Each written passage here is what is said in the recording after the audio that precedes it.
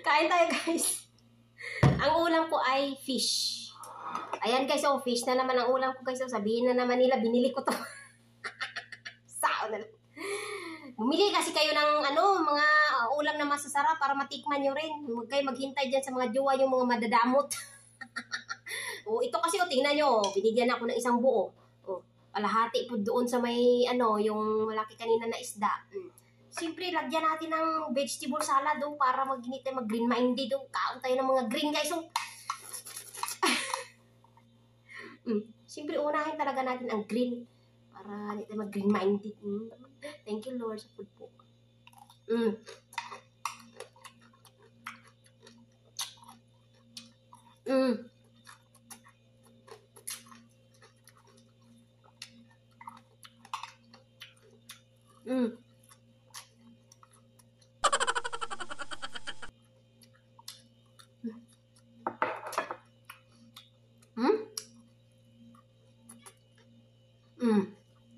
Tuna.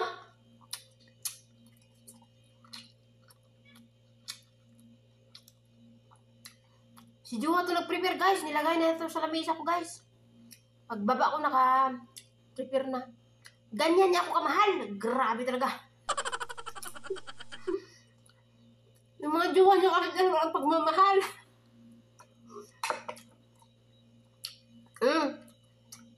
Kayo tuloy ang nag-prepare sa kanila. Ako kasi dito, ako ang pinipre-preparahan eh.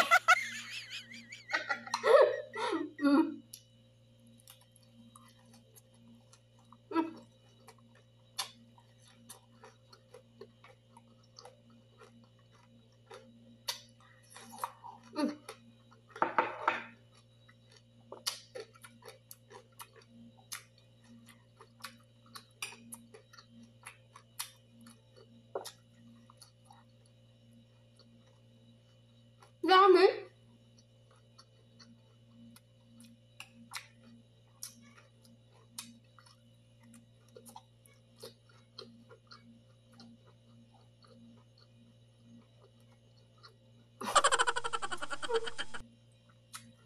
Doon ako kakain sa ibon ko, guys. Labihan ko yung ibon ko. Wawa ng ibon ko, walang kasama. Dito na ako na-plaster para may video akong i-upload ba. Kasi maliwanag kasi dito. Nandito kasi ang aking liwanag ng aking tagumpay. Kaya dito ako nagmumukbang. Madilim kasi doon sa akong table kasi. Kaya, tapos na, guys, hanggang dyan na lang aking video. So, hindi na panoorin haba-haba.